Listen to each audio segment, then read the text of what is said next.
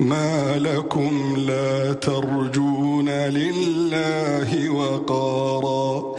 ما لكم لا ترجون لله وقارا وقد خلقكم أطوارا ألم تروا كيف خلق الله 7 سماوات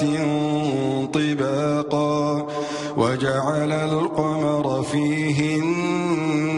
نورا وجعل الشمس سراجا والله أنبتكم من الأرض نباتا ثم يعيدكم فيها ويخرجكم إخراجا